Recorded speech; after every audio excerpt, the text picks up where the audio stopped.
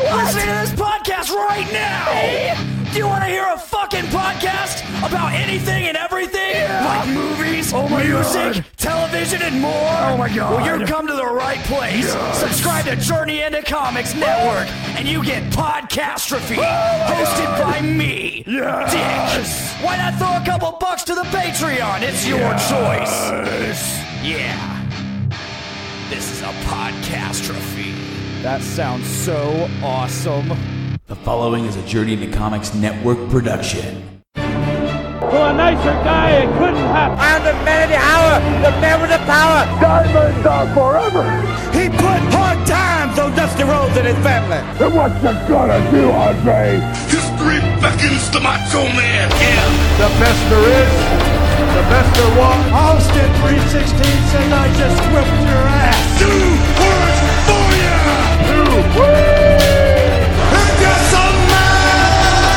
The champ is here. Do I have everybody's attention now? What's up, ladies and gentlemen? Welcome to another episode of Journey into Wrestling. It's episode 9 of season 2. I'm your host, Nate. Today, joining me, as always, my illustrious tag team partner, the one, the only, the Omega Brando. How's it going, buddy? Oh, you didn't know? Down, down, down, down. Your podcast better call somebody. Down, down, down, down. Oh, I love that. Down, down, down. Yeah, okay. Fuck yeah, dude. I love that we just did that. That was great. Unrehearsed, my friends. Unrehearsed. That was beautiful. So how's it going, Brando? How are you today? It is going fantastic, my friend. As always, we're bringing this episode to you for the last minute. Bringing it. We're not as last minute as at one time. We were like the day was already there, and we were episode wasn't even out yet. So We made it happen, though. it Sometimes you know what? we're magicians. Yeah, sometimes this show being bi-weekly and the other two shows, like other shows that we do, this show kind of gets pushed to the last minute sometimes with our schedules, with everything being busy, especially with the winter and coming out of the holidays and going back to work, all that stuff, all this stuff going on. Yeah, but the show is here. We're absolutely live here on Tuesday, January 9th, episode 9 of season 2. I like how that we're recording that on the 9th, and it's episode 9. I like how that works. It is absolutely magical. Of course, we also had something big happen last week at 3 o'clock in the morning Eastern Standard Time. Buddy, let me tell you something. I tried my motherfucking hardest to stay up for that whole card, and that shit did not happen at all. I was up from 2 till about 3:15. I can actually tell you on the card where I got to, which was the Evil and Sonata match versus the Killer Elite Squad, because Ibushi had just faced Cody. Right after that match, dude, I'm like, oh shit, I catch myself dozing. This is not good. And I'm like, well, it's okay. Just rest your eyes for a second. You can open them back up. It's not a big deal. Close my eyes for like 20 minutes. Open them back up. Oh shit, it's another match. Oh, but it felt really nice to have my eyes closed. Next thing I know, I'm waking up. It's 6 o'clock in the morning, and it is smack dab in the motherfucking middle of Jericho Omega. And I am wide awake now. Like, holy shit, here it is. And I saw, like, the last half of the match, which was really good, the last half. And then I was like, Naito Okada, that's cool. I definitely want to see this match. You can fucking wait till the morning, because I'm going to bed now. So the Jericho Omega match ended, and I just went straight to bed. And the next day I got up and I watched the whole fucking thing, start to finish. God, that is a long wrestling event, Brando. How long was it altogether? 6 hours, 38 minutes, and 42 seconds. Almost competing with this year's WrestleMania, or last year's WrestleMania.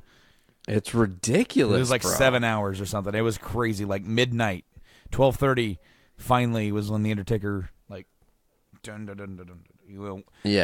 down below. I did not get a chance to watch this at all because you sent me a stream of sorts, and I started watching it, and then it kept giving me the ding, ding, ding, ding, ding, you're a winner. Spin the wheel, and you can win a brand new Amazon gift card valued at $100. And there were 17 people from my local area who won that card. I couldn't believe it. It's absolutely crazy. I was so honored to have been chosen to win that card. However, I know that it's all fake. These are not real people living in my area. It's a ruse. You know, it's almost like when you have hot singles ready to sleep with you. Man, there are so many hot singles ready to sleep with people, but that's not even how it is anymore. There are some hot ones in my area that I had no idea existed. And they probably didn't realize they existed there either. No, it is tempting, but I will pass. So then subsequently, I also tried to watch it again, and then the stream kept failing. It kept giving me an error message. I would get like 5 more minutes in, give me an error message. And finally, I threw my hands up over the weekend and gave up. And I said, Nate watched it. I'm going to get his account on this card. I'm going to try and get a chance to maybe watch it later. And I will send you the download because I have the download, and that is how you should watch it because I didn't realize that I sent you a stream. I thought I had sent you the link to the actual download of the event. So that's my fault. I'll take one on the chin for that. So I'm looking forward to watching the event because I absolutely do want to watch it. I've heard nothing but great things. I did get – did I finish the first match? Was the first match the junior tag? Young Bucks versus 3K. So like I don't know if I even finished the match. I know I was watching it, but unfortunately when I was trying to watch it, I was also, being a parent to a toddler who was like, "That's wrestling, that's wrestling, that's wrestling, wrestling, yeah." And then he runs away and comes back. "Daddy, wrestling? All done, wrestling." Macho Man says, "Oh yeah." I love it. I love how he reacts to wrestling. It's so great. But the first match poorly. I'm sorry, he reacted very poorly last night. Oh no. I started watching something last night that we'll talk about a little bit later in regards to something else that's coming up, but he was all wanting to watch Sesame Street, and I'm like, "No, sir, I was at work all day. I want to watch what I want to watch." He didn't like it. He was absolutely. Oh no. He refused. But he was pissed at you. He was mad for a little bit, and then he got some food in his belly, and he was happy. So, carry on with the card, my friend. Well, the first match was the Young Bucks defeating 3K. Of course, here I think it was Yo and Matt Jackson both having the hard sell on their backs are really, really injured. And this match was great. There were a lot of typical Young Bucks spots. Match ends with the Meltzer driver for the win. Well, it ends in a submission. But anyways, this match to me was stellar. Nick Jackson of the Young Bucks is just a superstar in this match, having big saves. There were several really awesome spots throughout the thing. You just love the work rate of the Young Bucks, and it's cool to see that they are tag team champs once again. Now they are 7-time junior heavyweight champs over there in New Japan, so that's pretty awesome. Also, there was a crazy spot where I think Matt Jackson powerbombed Rocky Romero on the apron, or not on the apron, on the ramp going to the ring. And it was a vicious-looking bump. It was very well done. Loved this match. It went almost 20 minutes. Nothing but good things. Nothing but good things to be said about the Young Bucks in this match. In my notes here, wrote, I would call this a solid 4-star match the Young Bucks had. It definitely left you not sure who was going to win. I also want to mention that before the card, I wrote down my predictions of who was going to win, and I just wrote down Bucks, Bullet, Ibushi, Kess, which Killer Elite Squad, Goto, Skrull, Tanahashi, Omega, and Naito. And then, of course, if I got it wrong, I marked it off or whatever. So the first one I did say the Bucks. They did win, which was pretty awesome. It was a great match. Now, there's this weird thing I didn't know they even had in New Japan called the Never Open Weight 6-man tag team titles. It's like teams of 3. The 6-man tags go back all the way to WCW had a set of 6-man tags, and now Ring of Honor does as well. Well, so we had Team Chaos, versus Bullet Club versus, and there's many members of Bullet Club, War Machine and Suzuki Gun. Great match, a lot of action. Of course, it's kind of gauntlet style, so two teams enter. When one team is defeated, another team enters. So, and of course, the champs enter last because they're the champions. They get the advantage. But Chaos here with, God, what's this guy's name? Beretta. He was in Trent WWE. Beretta. Trent Beretta, thank you. I'm trying to remember who he was. He was, he had, did he have dreads or? Something like that, yeah. I can't remember what he did there. I can't remember if that was his actual name or if he had a different name in WWE, but I vaguely remember him. Yeah, I can't recall, but they actually win this match, defeating the Bullet Club, which was Bad Luck Fale, Tamatonga, and Tangaloa. That's hard to say. And then, of course, you had Michael Elgin and War Machine, who War Machine just recently got signed to the WWE, and they're on their way out. We're also defeated, as well as Suzuki Gun, which is Taichi, Takashita Izuka, and Zack Sabre Jr.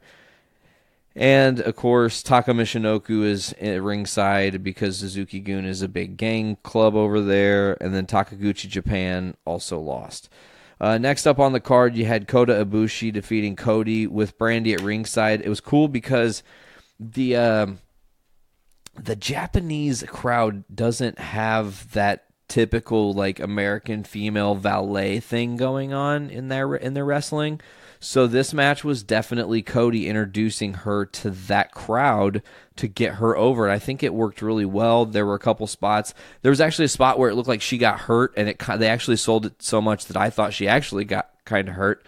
And then like they zoom into her talking to Cody, and they're laughing because she totally like faked it, and it was you know, Cody pulling a fast one on Ibushi. So this match was just really fast paced, a lot of spots. Ibushi wins the match, goes almost 16 minutes. I gave it 4.25 stars. I thought it was very solid here. And then there was a spot I want to talk about Brando in this match that was amazing. You know what Cody's finisher is, right? There's a more recent one, or is it still the same as before? It's the same. The Crossroads. Crossroads, yeah. You know, it's like that, like inverted spinning DDT or whatever. Yeah, like roll the dice, Reno, and then Goldberg used it for a minute. Yeah. Yeah, exactly. Right. So he hit that move off the apron onto the floor, and it looked vicious. I mean, it looked brutal. And then when I rewatched it the second time and I knew the move was coming, you watch how well he protected him and how beautifully they land that spot. And it takes, I mean, Cody is a master of his craft right now, and he's really at the top of his game. I love what they're doing with him. I can't wait to see more from Cody. Hopefully, maybe he'll make a return to the WWE as I've been championing, but maybe not. We really won't know. There was a tag team match for the regular IWGP tag team titles, which was Evil and Sonata versus the Killer Elite Squad, Davey Boy Smith Jr. and Lance Archer being the Killer Elite Squad. They were champs. They get beat by Evil and Sonata here. It was really interesting because the way they sold the match was literally the Killer Elite Squad squashed the ever-living fuck out of Sonata and Evil. I mean, the whole match, they just beat the ever-living shit out of them. We're hitting all kinds of spots on them, you know, just roughing them up. Classic old-school roughhouse wrestling, you know. And then it was the turn. There's a beautiful hot tag. Evil comes in and just cleans house, and you feel the momentum immediately shift in the arena. The crowd actually was swelling. They were so hyped on this. Evil and Sonata end up defeating the Killer Elite Squad to win the tag titles. That match goes almost 15 minutes. It was a solid 4-star match as well. Let's see. I say, I said as one thing in my notes to remember that it was kind of like a squash gone wrong because it was just so solid that they were going to just run in here, kick the shit out of these guys, and be done and stay champs. And then the beautifully done hot tag coming off of just. Sonata was probably in the ring, I would say somewhere like 10 minutes of the 14-minute match, maybe more, maybe 12 minutes before the tag happened. And then when Evil got in there and just cleaned house, the whole tide shifted. So it was a very awesome match. Next, you got Hiroki Goto versus Minoru Suzuki. This is a hair versus hair match, and it's a no seconds death match, whatever. I don't know what that stipulation means. I don't think I really understood when they were describing what that meant. But it was for the open weight championship. Goto defeats Suzuki-gun. Suzuki gets ushered out of the ring by Suzuki-gun Club, and they are trying to save him, and he kind of comes to and realizes, no, like, I'm going to be fucking honorable, and if I'm going to lose my hair, I'm going to lose my hair. So he walks his ass back to the ring, he takes the clippers himself, and he starts shaving his own head, like, out of nowhere. It was incredible. It was a really beautiful moment that they did there.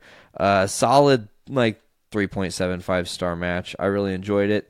Now the next match on the card is the one that I'm most amped for you to see, Brando, because in my opinion, over any match of the night, and I don't really care what everybody else is saying, this is from my opinion of what I love in wrestling.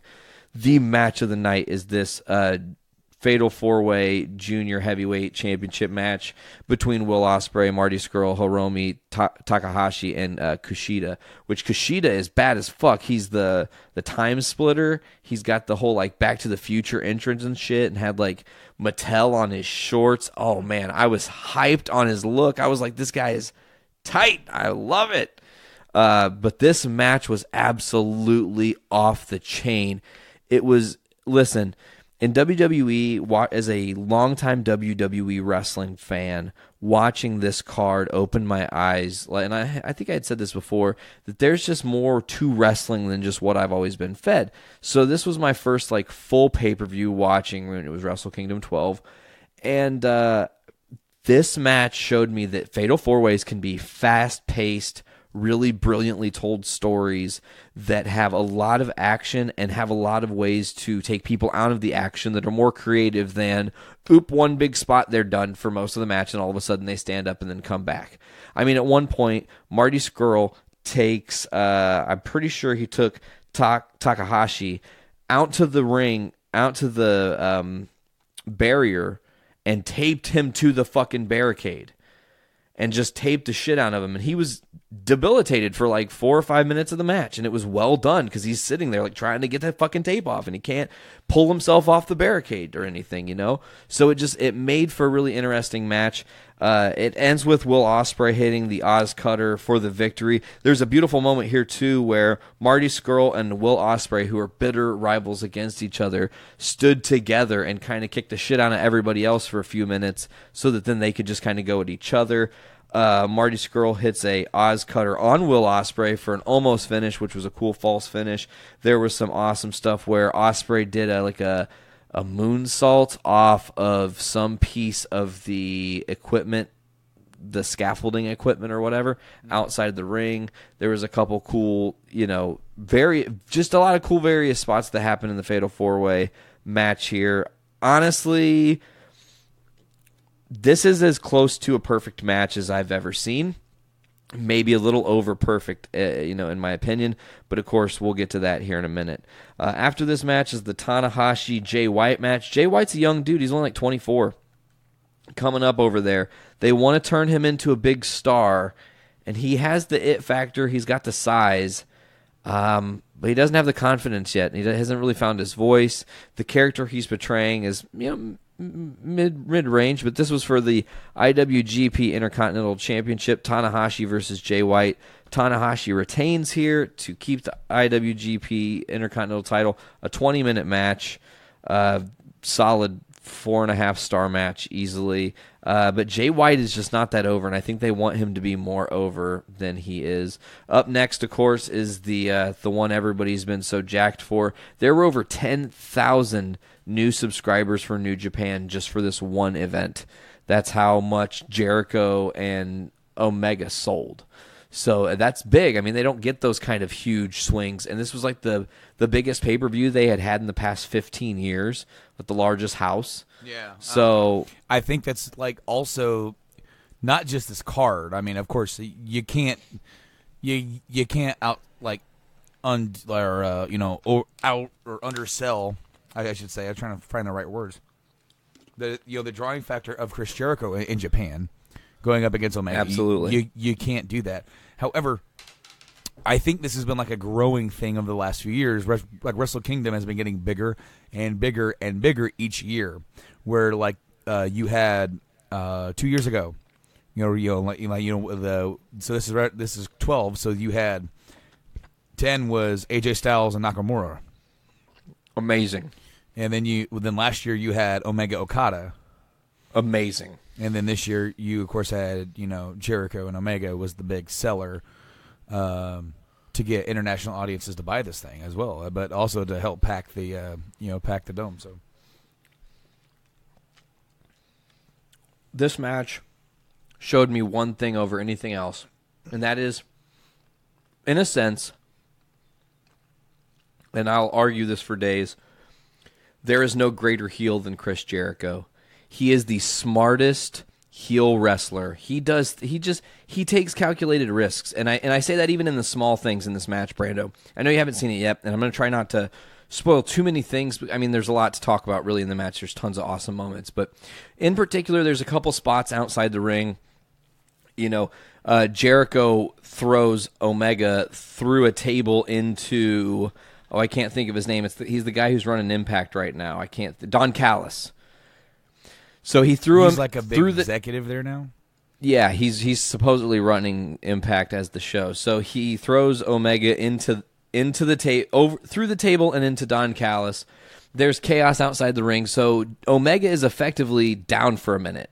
Jericho could just stand there and gloat and do whatever. Do you know what he does? He pushes Red Shoes, the referee, down. Then he grabs Red Shoes' son, slaps him in the face, throws him down, and puts him in the walls of Jericho. It's a no disqualification match. What the fuck are you going to do? You're not going to do anything because he's Chris Jericho. So he just literally disrespects the ref, puts his son in the walls of Jericho, goes back to the match. This is a beautiful back and forth match. There's some juicing that happens, which was interesting because I saw, listen, I understand the purpose of the juice if you need to have a moment with blood, and especially in Japan, there's not a lot of blood at all, so that's a big thing to have happen.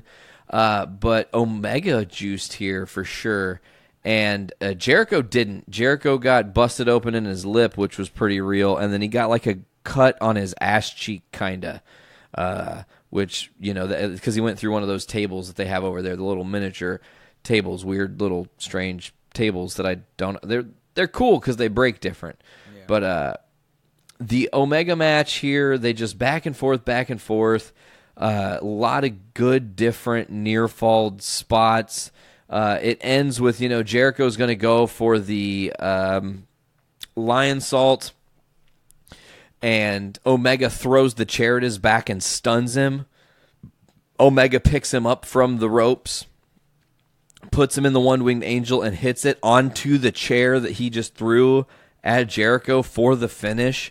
And it was a violent-looking, one-winged angel, that cradle powerbomb drop, fucking weird move. So this match was amazing. It was totally incredible. It met expectation. This did not underachieve my expectation. And, of course, I had to kind of get used to Japan wrestling because all of a sudden, Chris Jericho walks out, and what's the first thing he does? Fuck you, and he flips the camera off, and I'm like, well, you could just do that here? All rules are off, and he's fuck you this, fuck you that, and flipping the crowd off and shit during the match. I was just like, we're in a whole new world of wrestling right now. I love this. It was absolutely incredible. But Kenny Omega retains, and it was a 35-minute match. I mean, damn good performance out of both these dudes. And you kind of assume Jericho, okay, well, he's done his little thing here. He's going to go ahead and pack his bags up. Did you hear what happened the very following night? He attacked some other dude. Tetsuya Naito, the guy who was in the main event of Wrestle Kingdom 12 versus Okada. Of course, Okada retains the title here against Tetsuya Naito. 36-minute match, solid 5 stars. They put on a hell of a slow. Of course, Japanese wrestling, in the purest form, slow build. It's the slow start, work it to a big finish. And that's definitely what that match delivered. Really great match there. But looking at this match of the night, it's probably Kenny Omega Jericho because it hyped the whole event. It sold. But really, match of the night, just based purely on wrestling performance, is the Fatal 4-Way for me. It was off the chain there. Loved this card. It's got me definitely more interested in watching more of this stuff. It actually has me debating if I want to maybe at some point here in the near future get myself one of those subscriptions to that service, and then you can have the network and I can have the other kind of network, and then we can both have the shows, and then we can watch the shows. We schemed. We schemed right there live on the podcast. Shh. We're scheming and dreaming, my friend. You know, I have yet to even look into the Impact Wrestling Global Wrestling Network. That's not real. Is that real? Yeah. Is that real? Yeah. That's a real fucking thing? Yeah. They have their own streaming service as well, and you get like, I don't know, it's supposed to have like a bunch of old TNA stuff. So I mean, that's Is it like $47.50 a month? No. And that's why nobody has it? No. It's just like probably not up to the actual standard. I don't want to like, let's look it up. Global Wrestling Network. Oh my God, it heard me and it just stop it. And it is its own app. And let's see what we get here. Premier destination for the best wrestling around the world. I don't know how much of impact you can. Oh my God! I just found something that is recommended for me on the App Store or on Google Play Store, and it's the Alex Jones soundboard. Oh boy, you gonna get it? As well as Golden Axe Classic. Damn. But anyway, yeah, they have their own global wrestling network. Of course, this was sort of all done during the global, Force Wrestling era. And so look at the logo they still have is like the whole green thing kind of going on. And yeah, I don't know. I've never really checked it out. I've heard it's supposed to have other stuff too, but I just don't know. I guess I'll try to install it and see what it gives me while we're talking about some other stuff here. So, what would you rate Wrestle Kingdom 12 then?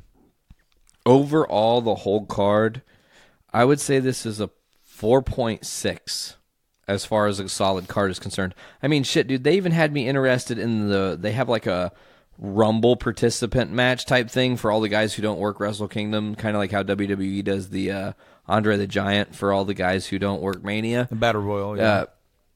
Battle Royal type thing. So they had this match, and it actually ended with a dude who I found out, he's one of the a legendary member of the Japan wrestling community, and he's had cancer and has battled cancer, and he actually won the thing. So it was like a feel-good moment. So that got me. It was like, okay, that was a feel-good moment. And then, you had this really solid, well-put-together card. I think it's super smart to open the show with the Bucks.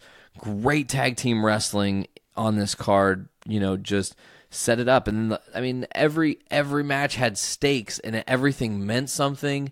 And it's like, that's when a testament of how great their wrestling is. Because I got dropped into this universe that I don't really keep up on that much. This was my first real soiree into the world of, the New Japan wrestling, other than a couple little fucking events that I've seen. And you're over there rocking out. But this was just really great wrestling. It had me hooked. The stories had me hooked. Understanding these wrestlers, watching all the performances, how seriously they take them, some of the dopest entrances and or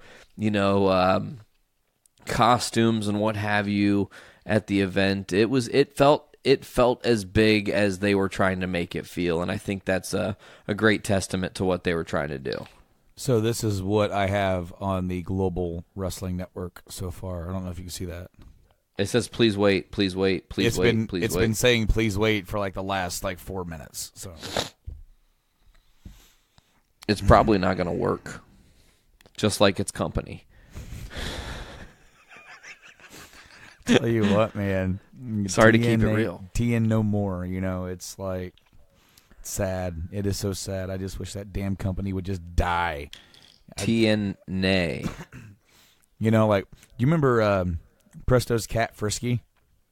Yeah. Just disappeared one day, and they're like, oh, she went off to die. I kind of wish Impact Wrestling would just do that. Just disappear, and you're like, here in a few years, we're like, hey, whatever happened to Impact Wrestling? And they're like, oh, yeah, dude, it closed down. What? It did? Yeah, they just quietly shut the doors and didn't want to bother anybody with the logistics or anything. It just died. Oh, hot damn, Brando. Yeah, that's a weird sinking ship. It had a moment of brilliance, and then it just nope. Oh, dude, from 2004 to 2009, I thought it was a great, cool little company. Hits and misses, sure, but you get that with any wrestling promotion. And then shortly into 2010, you have the Hogan era, and it just, God, man, just. Oh, hey, here we go. It loaded something up. Ooh. It's playing.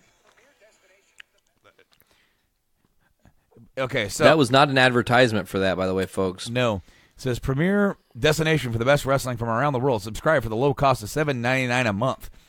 And get hold on. It just skipped the whole commercial thing and put me in. And of course, it has locks and stuff you can and can't watch.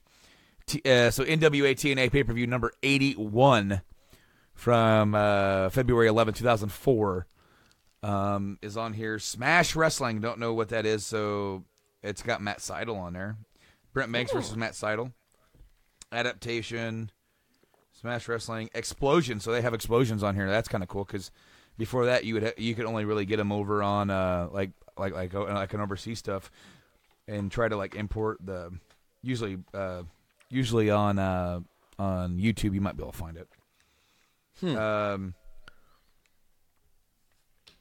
But anyway, okay, so let's see if we can't figure out. All right, let's go to. Okay, so we have Impact, Classic Wrestling, Indie Wrestling, Docs, and Feature. So let's go to Classic Wrestling and see what we get. I love this interesting journey we're taking. Pro Wrestling Superstars compilation of shows featuring exciting action from independent. Oh, and no, I can't click on anything without signing up. So of course. All right, so let's go to Impact and see what we get.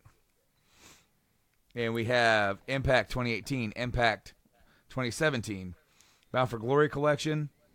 And then we have Impact Wrestling 2016, Impact Wrestling 2005, Impact Wrestling 2004, and then you have Explosion, Inside Impact, TNA Epics. The series hosted by Mick Foley looks back at memorable matches and events. One Night Only, a pay-per-view collection from 17. And then some more TNA, The Asylum years. TNA pay-per-views 2004. TNA pay-per-views 2005.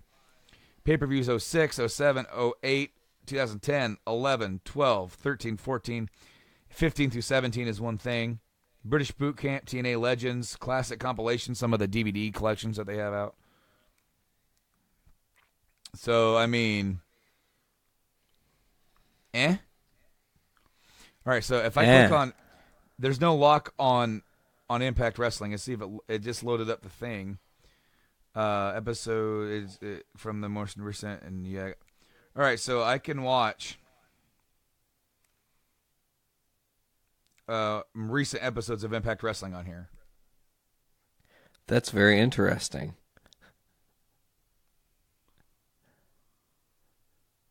What? Gonna have to pull a Mike Norris. Oh, I get it. Wink, wink, wink. The message wasn't going through on your end. So, if you guys don't know, there's a big, running joke along the Journey to Comic Network, shows. And it's a gag where, my co-host of the Game Addicts podcast, Mike Norris, tends to have to go pee sometimes once, if not twice per show. And so Nate just tried to discreetly tell me that he had to pee, but I had no idea what he was talking about. I just got the message. So if you would have waited just a little bit longer, maybe I would have understood. No, I wouldn't have understood it. But yeah, it's cool, but like I don't want to watch more recent Impact stuff. I mean, as much as it could be available to me. Don't know if I really want to watch it. It's probably going to have ads for free viewers, you know. That's what I can sort of guess. And maybe can you stream it? Had that little stream box up in the corner where you can like stream it to it. But yeah, Nate, you can watch new episodes of Impact Wrestling if that tickles your fancy. So they're giving you that for free? Yeah, for free you can. That's how much faith they have in the product. Well, I mean, they give it away for free on TV if you have a cable subscription. But every episode of Impact for the past year is on there, and then of course, 16 is also unlocked as well. So you get like leading into like the big change and all that kind of stuff. But then the old stuff is kind of behind a paywall. The old good era of TNA, if you will.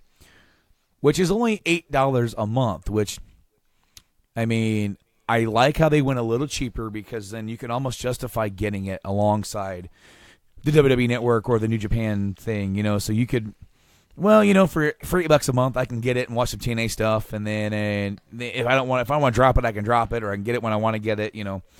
Yeah. And so maybe eventually they can put their pay-per-views on there live. That'd be cool, just like, you know, Wrestle Kingdom and WWE does. That would be awesome. However, they're going to have to build their company up to a point where I give a shit. Absolutely. So, right?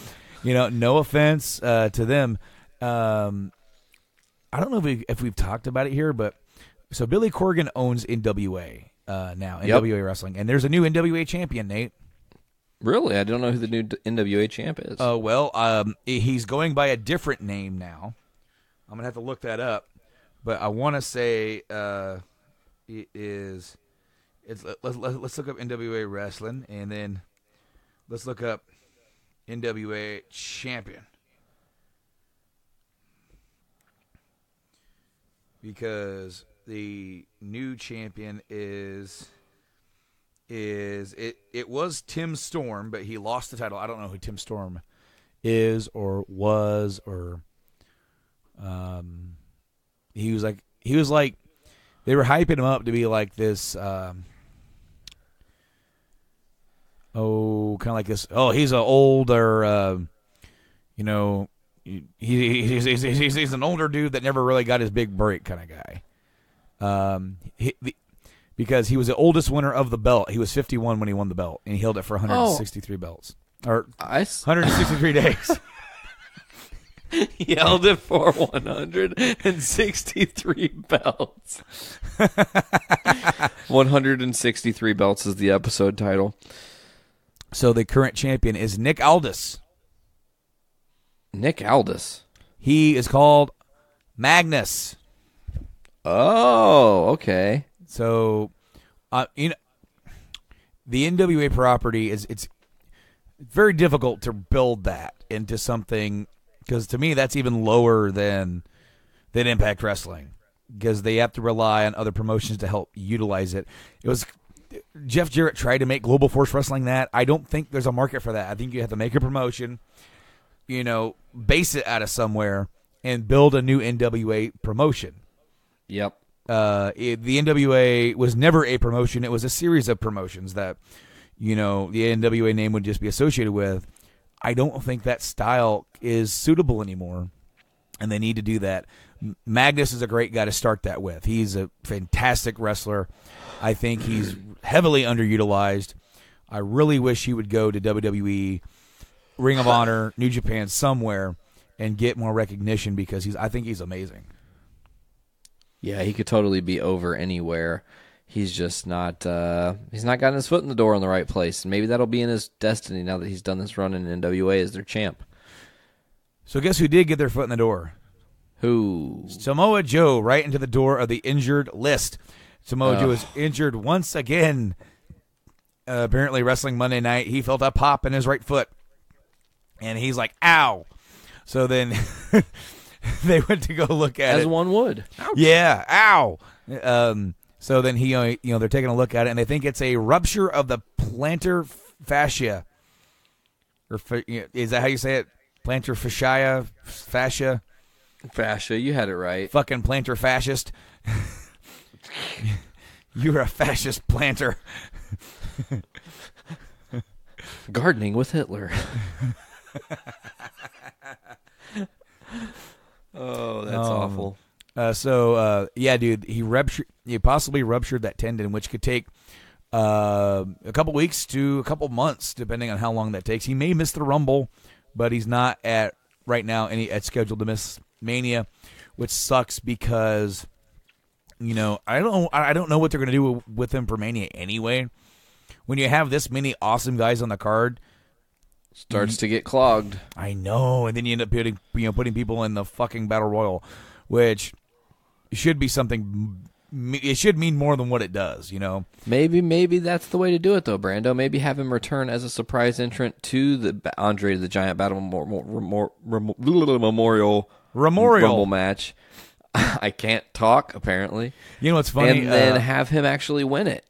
You know what's funny? I was working with the dude, and we were talking about the recent conjecture into U.S. politics, and what possibly could be going down. And this guy, he's hilarious, and I'm gonna like mimic his speech impediment. He kind of has a lisp. I'm not making fun of the dude. I just think dude, this is his cadence, and it's like when he makes jokes, it's like it's funnier to hear it with the lisp. Okay. So then he goes, he just says something like, I just think, we're just in this space where people are just tired of people who are normally in politics. Politics? I lost it, dude. I was like, wait, what? Oh, well, that's what I get for trying to sound smart. Yeah, politics, yeah. So now politics is like my favorite new word. So yeah, dude, Joe is out on the injured list. It looks like Dean Ambrose is going to miss Mania altogether. He is going to be out for a while. The card for Mania hasn't even begun to take shape yet, really. There are a couple of matches you can almost guarantee are going to happen. I feel like Roman. Huh? Lesnar Roman's going to happen. Absolutely. H and Angle is probably going to happen. Shane versus DB? Well, as of right now, nothing they're doing is leading towards Daniel Bryan wrestling again. Really? There's even I read there's even conjecture of them turning him heel just to cool him off before he leaves, because they're pretty sure that if they don't clear him to wrestle, that he will not resign. And he's going to want to go wrestle other places like New Japan or Ring of Honor or somewhere else. And they want to try and cool down his popularity before he leaves.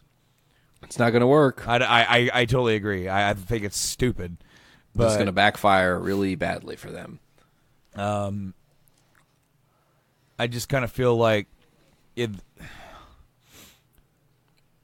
we're in a bad place right now because we're at a crossroads with this whole brain injury thing, right? Where we know more than we knew then, but we don't know as much as we could. Yeah, and WWE is trying to protect the fuck out of Daniel Bryan, so there are no more lawsuits against them. Well, they're trying to protect the fuck out of everybody. The steps that they have taken to help protect people since the untimely death of Chris Benoit, which can be argued is due to brain damage, and also Benoit's family. You can't can't forget that. But can be it's people are attributing it to his brain damage, saying that they're trying to justify it in that way. So maybe it is, maybe it wasn't, maybe he just went crazy. But they've been doing more and more and more and more to help try and protect, more than what some people else are doing. And them not letting Daniel Bryan back in and forcing him into retirement was to protect themselves, to protect Bryan. Now, Bryan wants to wrestle. and he's been told that he can. And By every other doctor in the fucking world. And if WWE's not going to let him, he's going to go wrestle because he doesn't care. Correct. He's a performer. But did you see there was a video from the Dark match on last week's SmackDown? Do you know about this? No. So there's a video of DB running the ropes with Sami Zayn, like, crisscrossing each other in the ropes. Like, he looks the best shape he's ever looked. You know what I'm saying? Why they're doing this to this guy, it's just like, are you ridiculous right now, WWE? First of all, you fumbled and fucked up the whole thing with Punk, and now you're going to do a totally different kind of thing to a performer that's equally as fucked up. Like, what are you thinking? If he's been cleared by every other doctor that there's nothing to worry about, and he's been doing all this rehab and all these different steps and precautions to change his life and his health, like, if he's been fucking told he's good, he's good. Stop denying him, because he's going to go make money elsewhere, make a name for himself elsewhere, and you guys are going to be the ones that eat it. I heard a rumor, now this is biggest grain of salt rumor, that there's a potential to do a Owens, Sammy versus Shane, Daniel Bryan at Mania. That'd be interesting. What other possible Mania matches? Cena Taker. I've been Cena all over. Oh, same. That somebody said recently, Taker said he wasn't going to Raw just for a visit. That he was going there with purpose. So, now, all right. So, I read this article today on IGN, basically saying why it needs to happen, right? Sure. And also defending the loss to Roman, because people are saying, well, if basically Undertaker passed the role of big dog in his yard to Roman, and that was the purpose of his thing last year. Absolutely. Cena was championing so hard he wanted to be the guy to face Taker last year, because it seemed like, okay, this is it, no more. Taker's gonna go and have surgery, blah blah blah blah. I want to be the guy. I want that match. Cena even said during the feud with Miz was like, oh, you're just trying to pull the strings and get your match and all that kind of stuff. And Cena retorted, if I was doing that, I'd be wrestling the Undertaker, not you. Yeah. So they're looking at that saying, how has that really helped Roman? And the answer is it hasn't. It never really – it got him some major heat right after, but that's definitely sizzled. And he's not writing off the fact that he beat Taker. He's not utilizing it. He's not – it hasn't really – he didn't win the title this year. It didn't really, elevate him to the next level like a win over The Undertaker should. I mean, look at when Brock beat him. In that year, he decimated Cena, right? Yeah, he went on a tear. And he won the belt, and he kept the belt until Mania. Until Mania 31. So it was like that propelled that run. And then really, to be honest with you, and Lesnar's had a couple of cases where you could argue that maybe he's cooled down a little bit, that lackluster Ambrose match, but that was because of the whole UFC deal. There's that, but I'm torn, man. Because the article went on to state that if they're going to do this match, it needs to be booked as Taker's last match, win, lose, or draw. And have it be advertised as like this. That's how you sell it. It's like Taker's lost already. Taker lost twice. So it's like, well, maybe you have him show up, and all of a sudden there's a confrontation of sorts. And then, and it's like, with what happened last year, Taker leaving the gloves, is that it? Is it over, Is he here to announce his retirement? Blah, blah, blah. And then there's that confrontation, and you don't answer it then. You're kind of just left, wonder, right? Then maybe you have, Cena's champion for it. It's like, yeah, man, I want it. Yeah. And Taker either just doesn't do it, or maybe Cena does something to, I don't know, right? You can have Cena attack him, blah, blah, blah, But I don't think Cena would just do that. I mean, maybe you could do it to make him a little bit more edgy and make him the heel in the match a little bit, Yeah. If you the wanted, aggressor, at least. yeah, trying Book to it make as it one happen. last ride. Right, last ride. Last ride. And then it's American Badass Undertaker. you could, but honestly, I would just have him be old school Taker. I don't care. So, but what I would do is have it be in the Rumble. Cena's in the Rumble, kicking ass. 10, 9, and when it's bong, and crowd goes freaking nuts. And lights come on, Taker's in the ring. Taker costs Behind Cena. Either behind him or Taker costs Cena the Rumble. It would be awesome. I would book poetic. Cena number 1 because then you can have him in there for a long time. And then when he loses, it means something. Yeah, but because then make him go to where, it's close to the end, and Cena's been out there for almost an hour, and maybe even have him like be kicking ass, man, and have a lot of eliminations. Maybe not break Roman's record, but like make it to where you're like, man, he's the Iron Man. He's still got it, 16-time world champ, gonna win the Royal Rumble. He's gonna do it again. He's gonna be the only third guy to go from number 1 to it. Here he is, and then Taker takes that away from him. So now you've got Fuel for the fire. Cena, Taker. It's like, all right, you took my shot away from me. That's fine. Let's go. I've main evented WrestleMania before. And besides, me and you wrestle, that will be the fucking main event because who cares about anything else? Correct. And then you could have Cena win. Taker would have no problem with it. I mean, he's already laid down twice. So, I mean, what's another one at this point? But then you can have For real. You can also have Taker win. Yep. And have that on be a high note. And have that be like the ultimate sign of respect from Cena and all that kind of stuff. And have that actually be the end where, I don't know. It's just something. It's the I whole like it. Well, because I'm torn on it because, God damn it, stop playing with my emotions. Yeah. When 30 happened, I thought it was over, dude. I fucking teared up. And last year, it's over. I teared up. I can't do this anymore, man. It's getting you too much, man. Giving you too much stress and anxiety. It's fucking tearing up my heart. Oh, don't get into that shit. I know what you were going for there. I saw you volley that one up there. I was in sync with what you were going for. So we got Raw 25 coming up here in a few weeks, and we got a list of people. Hell yeah. Austin has been named. Where's my mouse? Come on, work. Mouse in the house. Conflabbit. Have you ever heard someone say conflabbit? You just did, so yes.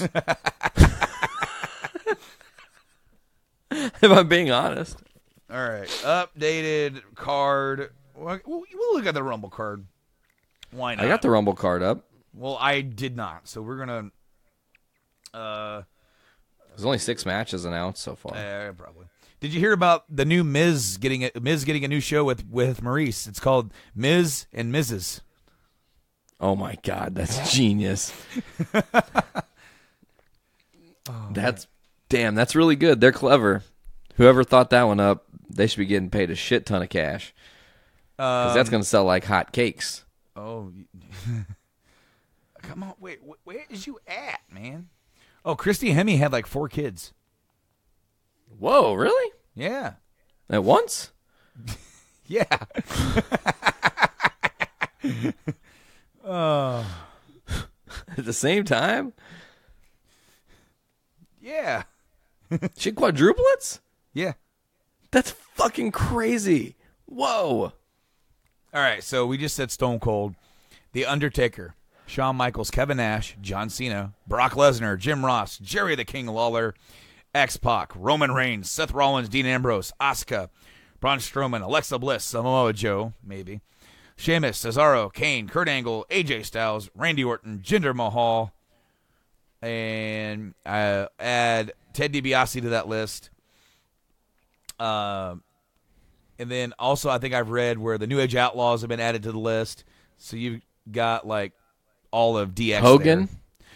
Not yet. Not yet. Potentially. Interesting. Potentially. I thought he was the rumors have been kind of circulating that could be, his sort of comeback. You know what I mean? He's been out of the limelight for a while now. Yeah, a little bit, man. And so where are we? Okay, so we're gonna look at the Rumble card that we said. Of course, you only said 6 matches, and we have the women's Royal Rumble, the men's Royal Rumble, Raw tag team titles with Seth Rollins and Jason Jordan versus The Bar, the United States title tournament final. I'm hoping that's going to be Xavier Woods versus Bobby Roode. I haven't even really seen what the current bracket is. Right now, there are 3 that have advanced, which is Xavier Woods, Jinder Mahal. They're facing each other this week. And then you've got Bobby Roode versus TBD because Mojo Rawley has not faced Zack Ryder yet. But whoever wins that match will face Bobby Roode, then Bobby Roode versus whoever. And then whoever wins that will go on to face the winner of Jinder versus Xavier Woods for the United States title that will be happening at the Rumble. It's going to be Bobby and Jinder. It makes sense. Sucks, though, because I think Xavier should be getting the nod. But I digress. The WWE title handicap match. AJ Styles versus Sami Zayn and Kevin Owens. Yes, and then the Universal title match, triple threat, Brock Lesnar defending against Kane and Braun Strowman. Ironically, did you see the meme going around about the Royal Rumble effect that this is taking place? Okay, so last year, something happened where I think Owens eliminated, Styles eliminated Zayn, and then Owens eliminated Styles last year, or something like that. Okay. And then you had Kane eliminated Strowman last year. I remember that. Or was that? Wait, was that Kane or was that? Was that? Oh boy. Baron Corbin. Was that last year? Or the year before? I think that was the year before. I don't remember. But it was like all 3 of these dudes were involved, like with eliminations last year. And now they're all like together in matches together in some form. So it's going to be interesting. We're going to go over our Rumble predictions next week, or not next week, in 2 weeks' time. The next show, episode 10, will be Royal Rumble predictions. So 10. Are we going on to do our highlight now? What we're going to do the highlight in a minute, but last night I started watching Retro Rumbles, and I'm going to try and do this. I'm going to talk about it next week too. Going to see how many, or throughout the week or whatever, see how many I can watch. Last year I watched like 95 to like 99 or something like that, and then so far I've watched 2000 and 2001. I'm just watching the Rumble match. I'm not watching the whole pay-per-view. Okay. And so the Royal Rumble 2000, I don't remember the Royal Rumble itself that well because I remember the Triple H versus Cactus Jack street fight. I also remember the Taz beating Angle in Taz's debut. Yep. Which is so funny because 1 year later, in 2001, Taz would run out against Kane and get thrown out in like less than 30 seconds. So it's crazy. So just a second, we have the entrance for the 2000 Royal Rumble. Number 1 was D'Lo Brown. Number 2 was Grandmaster Sexay. Whoa. Then Headbanger Mosh. And then Christian. And they were all eliminated by Rikishi, who came out next. And then Scotty 2 Hotty, Steve Blackman, and Viscera were all eliminated by Rikishi.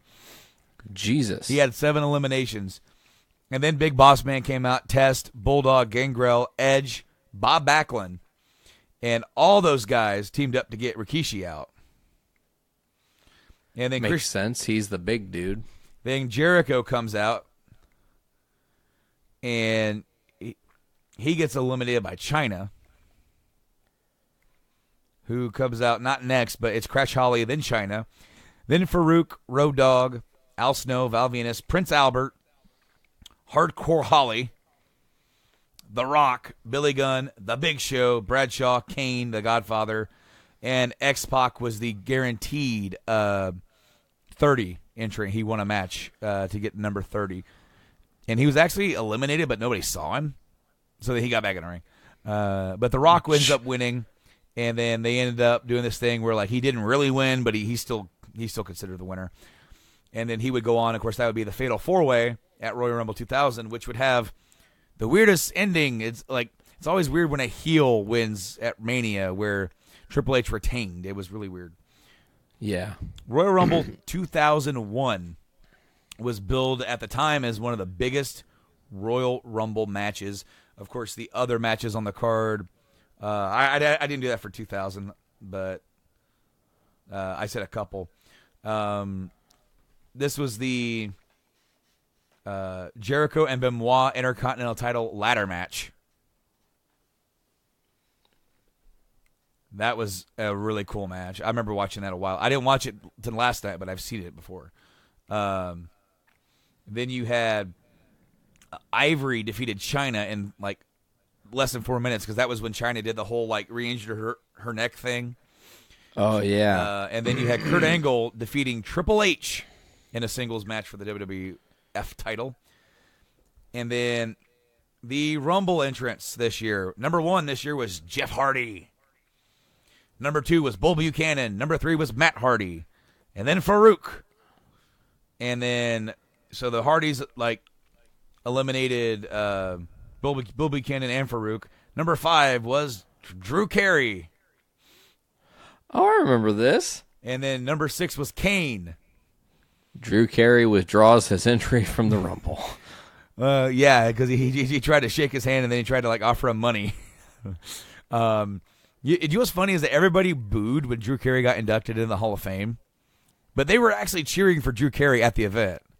Yeah. But of course, then with Kane, Raven came out, and thus started the hardcore portion of the Rumble with Raven, Al Snow, Perry Saturn, and Steve Blackman coming out.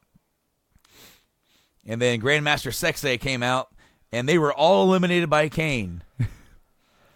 And then... Is this the one where Kane set the record? Yeah, he eliminated 11 people. Shit. And then after all those guys were tossed out, the Honky Tonk Man came out. And Honky Tonk is one of the... Bob Backlund was a surprise entrant, but Honky Tonk Man was also a surprise entrant. And so he's out there, and then he tells Kane to hold on because everybody wants to hear him sing.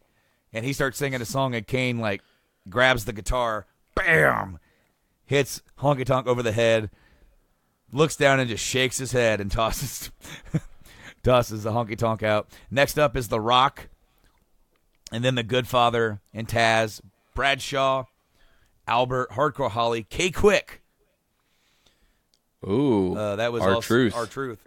Val Venus, William Regal, Test, The Big Show. This is Big Show making his return. From being sent back to development. Crash Holly. Then The Undertaker.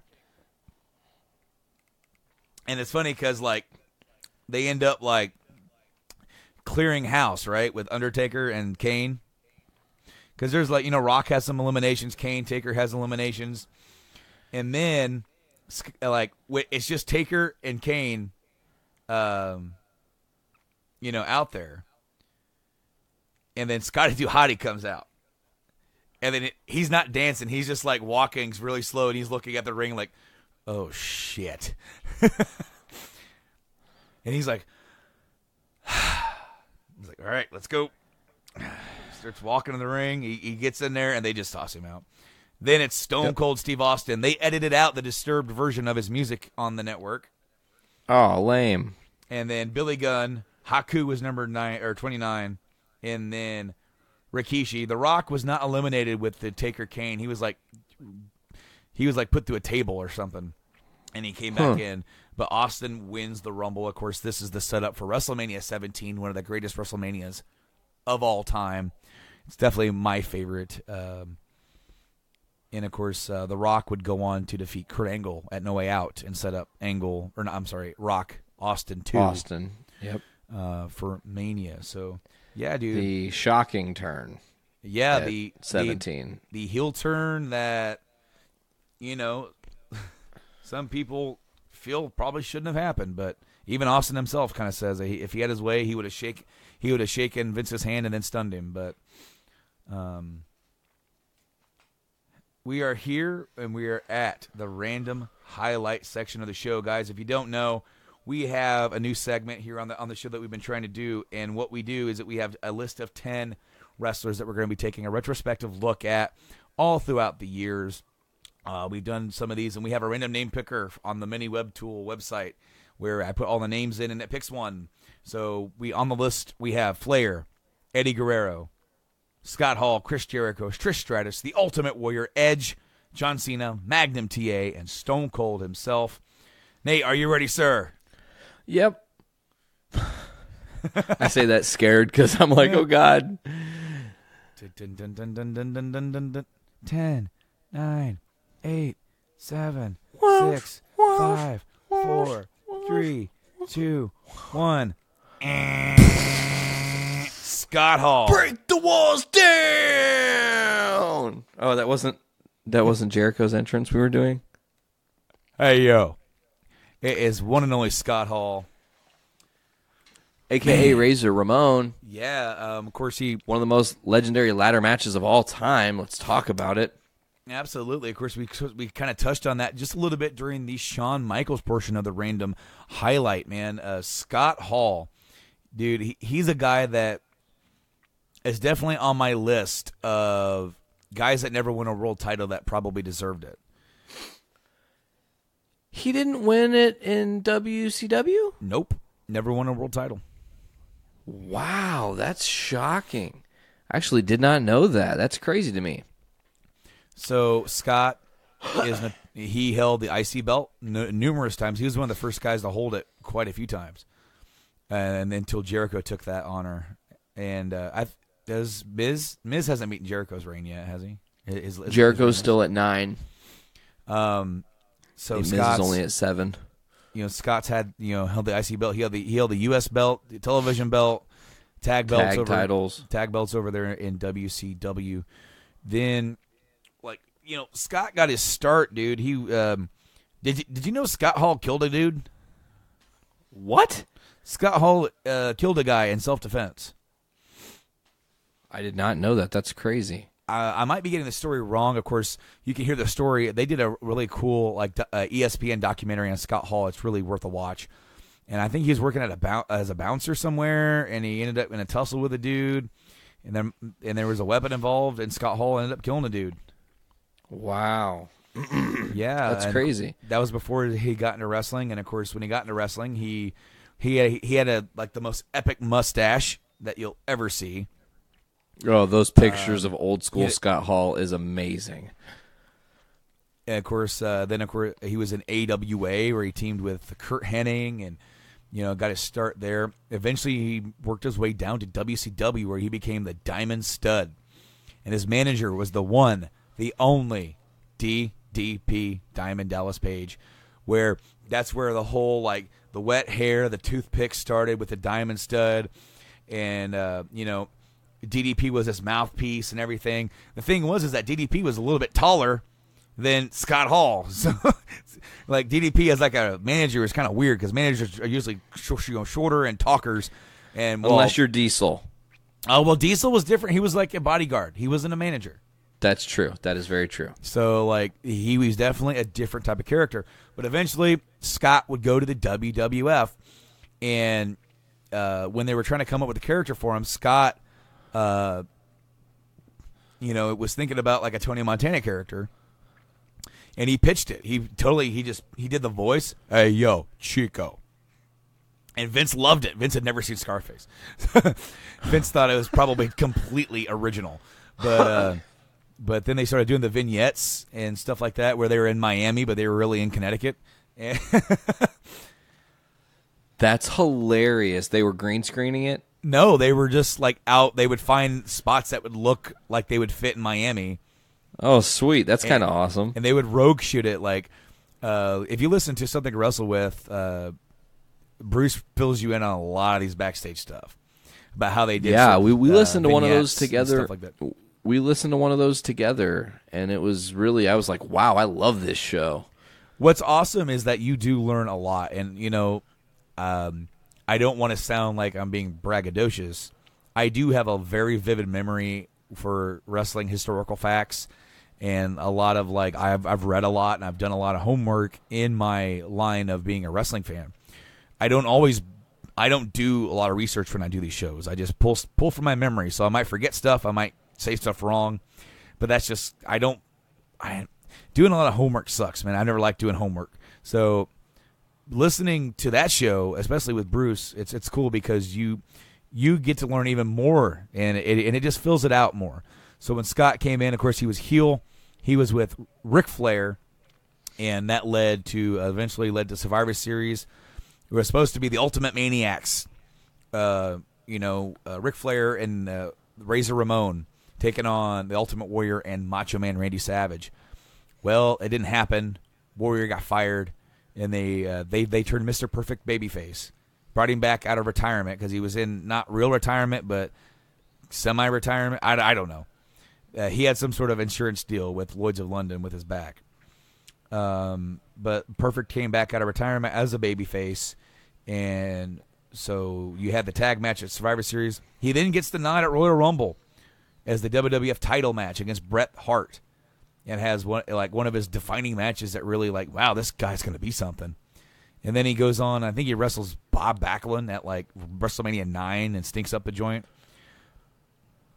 But then, just flash forward a year later, and he's still on the show at Mania 10 in that iconic ladder match.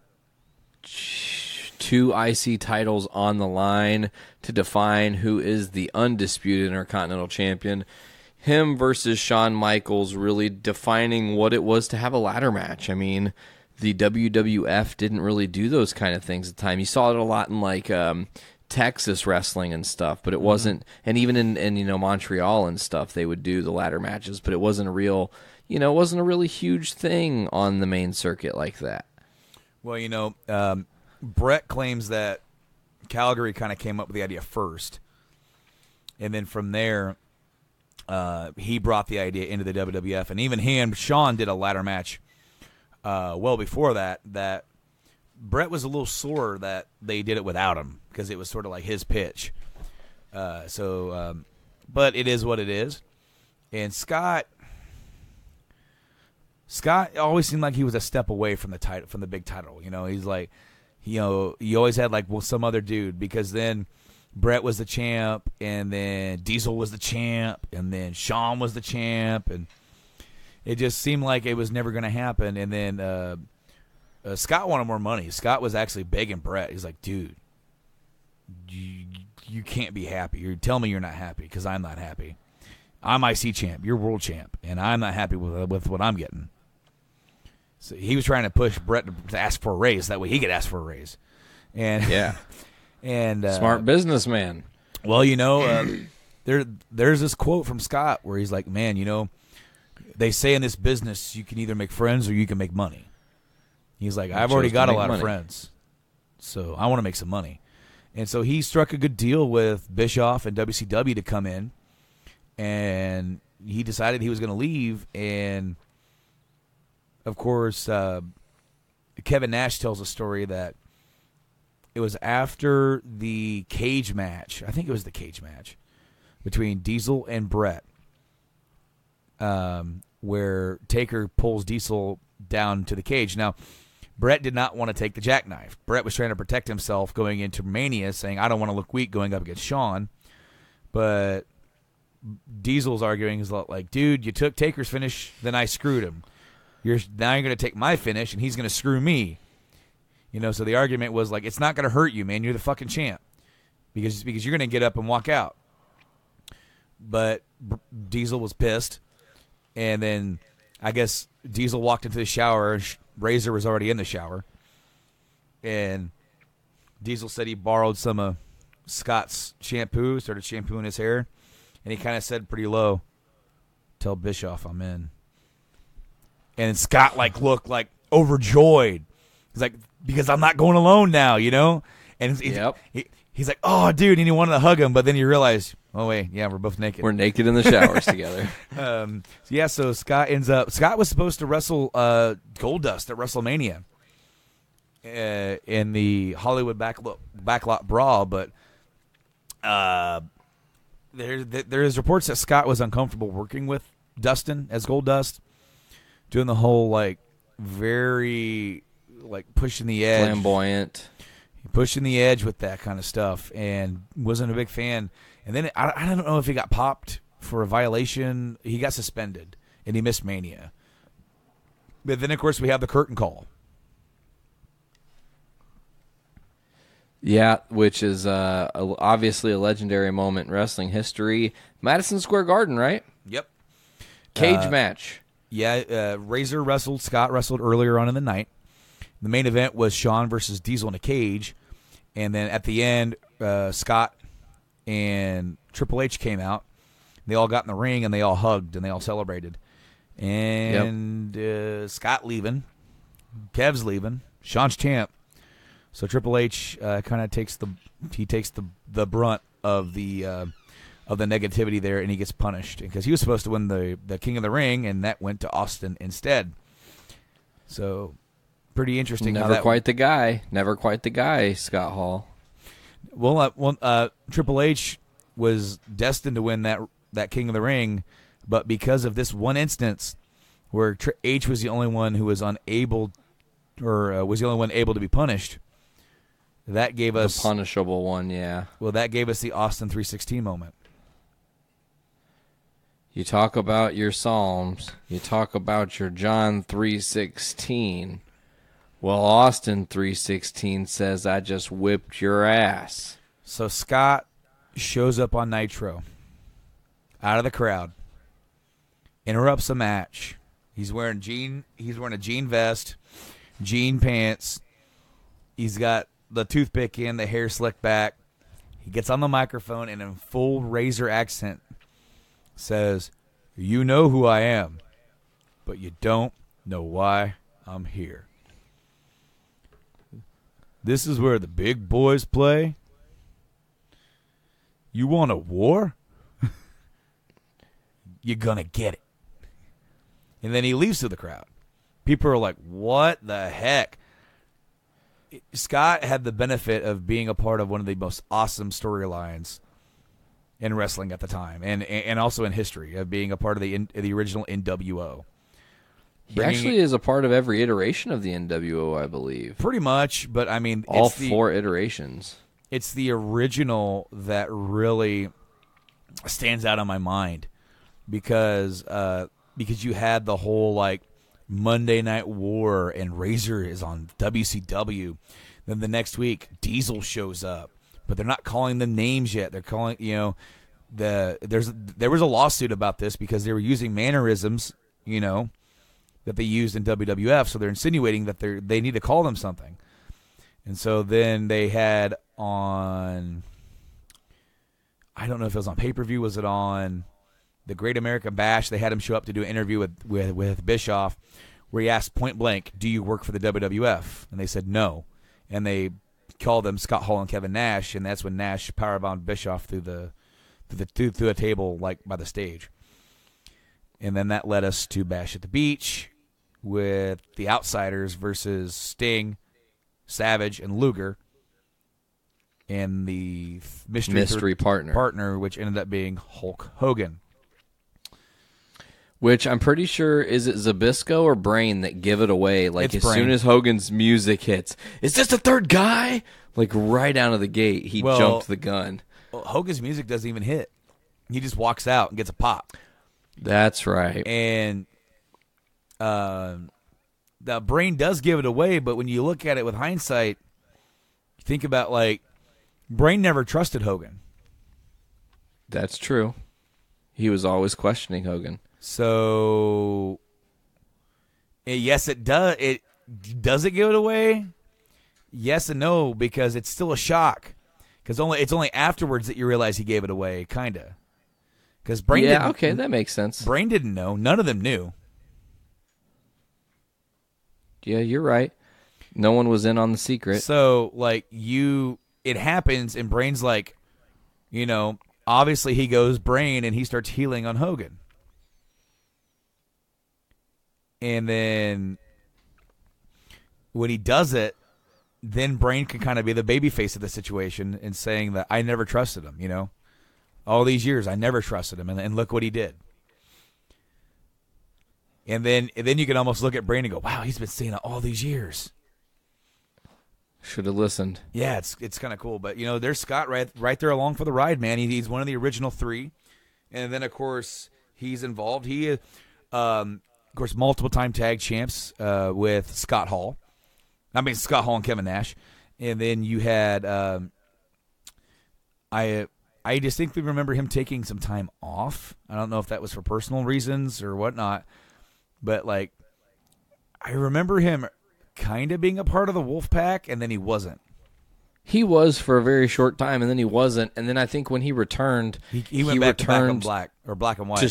He screwed over the Wolfpack and went back to Black and White. Then, of course, he was part of NWO 2000, if I remember correctly. Yeah, well, then he was also the mystery opponent that Goldberg had to beat before he could face Hogan.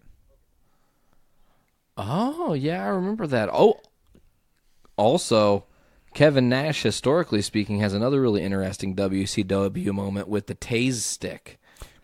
We're getting there because then Scott Hall interferes in the Goldberg match against Nash with the taser, costs him the match, and then the next night that leads to the NWO reforming with the NWO United, where you had Team Wolfpack and Team Hollywood as a unified front.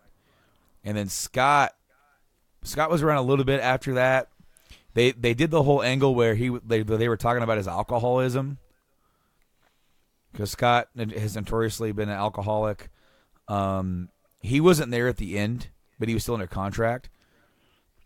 And then when they brought the NWO into the WWF, it was Scott, Nash, and Hogan, which was, as much as that was a short-lived thing, for a moment it was awesome when you had those guys come out and No Way Out, and then they beat up on Austin, and they did the beat up on Rock, and then there's that one episode where you had Hogan, Hall, and Nash against The Rock and Austin, and it was just such a cool... Didn't they run over somebody in a truck or some shit during that angle? They beat up Rock, and they ended up attacking The Rock, and they hit him in the back of the head with a hammer. Mm-hmm. And he got taken in an ambulance, but then they stopped the ambulance, hijacked the ambulance, and then Hogan smashed into the ambulance with the semi. Yep, I remember. And then, of course, that led to Mania, where we had Austin versus Scott Hall. Now this is one of Scott Hall's biggest matches at WrestleMania, at WrestleMania 18, and unfortunately for both of these guys, they're not in really good places. Nope, and it's not that great of a match. It's not as good as it could have been. Austin was pissed he had to work with Hall for that particular match. Well, Austin felt like he was being undercut or undersold. Where he was the big top guy throughout the year, he felt like he should have been going into this pay-per-view as a top guy. I think Austin felt CM Punk'd. Yeah, Austin felt like he should have been on the top of the card. Still, totally. And instead of the Jericho H match, it should have been he was undisputed champion versus H or whatever, which would have made storyline sense if Austin was still heel. Yep. Because of the whole injury, but then of course it didn't happen that way, and then Scott was kind of about it, It's cool, but Steve doesn't really want to do business, so then he's not really that interested. So it is what it is. And then Scott ended up leaving the company shortly after because he fell asleep backstage because he wasn't scheduled to wrestle, so he fell asleep. He was tired. And I don't know if he was drinking, but he fell asleep, and they fired him for that. So Scott shows up in TNA a little bit. He's over there. Some random appearances here and there. But what I want to talk about is his appearance in the Jake the Snake Resurrection documentary. Because the documentary focuses on Jake, but along their journey in getting Jake set right and getting him healthy, they get a hold of Scott. and Scott's in a bad way. He's in a wheelchair. He's drinking himself to death. And it's sad. It's a very sad state. But then, they get him kind of going right too. And it hasn't been perfect for Scott. I've heard he's kind of stumbled a little bit, but he's not fallen.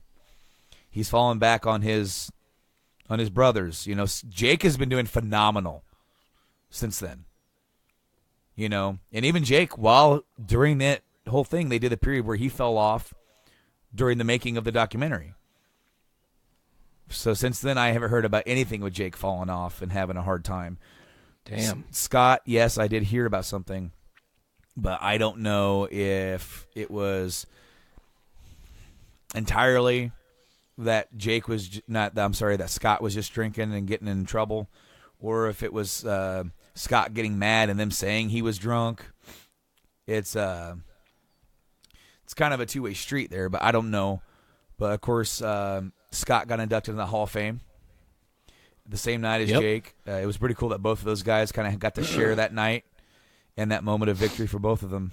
And then, of course, we had the awesome moment at WrestleMania 31 where you had Sting and Triple H. You had DX come out, and then you had the old school NWO. Hogan, Hall, and Nash walked out one more time at WrestleMania and had you kind of had the Monday Night Wars revisited for one match. The NWO and DX going at it. It was pretty cool. I think that there was a moment that they had in 2004, maybe 2003, where you had the NWO in the company and you had HBK and Triple H. And I know I always championed a Survivor Series match. NWO v DX with them fleshing their team out, bring the New Age Outlaws back. Maybe Pac is on one of the two teams. I mean, it wrote itself, and they never did it, of course. So they never made it that far. Because to see it in that capacity was still pretty cool, though. It was cool because it was like a flashback, because when you had like H and you had his cronies there because it's Mania, so they're in town, and you're like, wait, what? Especially when the DX music hit and everyone kind of popped a bit to see Outlaws and Pac running down and Sting kind of attacking those guys, and then like they're getting involved, and then H looks like he's gonna win, and then the NWO music hits, and there's another pop, and it's like, wait, really? And there they are because they're in town. There's Hogan, Hall, and Nash, and then they're walking down the ramp, and they're slow pace, and then they're Outlaws and Pac are there to meet them, and they start rumbling and fighting, and then HBK comes out of nowhere with the sweet chin music on Sting. It was a really cool moment that it was, it's, I know Hall doesn't, he hasn't really got a whole lot of moments to share, but he got to share in that. And then I think they also came out for the Hogan Appreciation Night before the controversy. Yeah. Because they did didn't Hall just do something with someone else's induction? He was a part of someone else getting inducted recently in some form, I remember. Oh. Was it DDP? Oh. Yeah, did he induct DDP, or was who inducted DDP? God, I'm not sure who actually inducted DDP. I can't remember. That was just last year, right? Yeah. We're pretty bad at this. Who inducted DDP? I'm just Google searching it.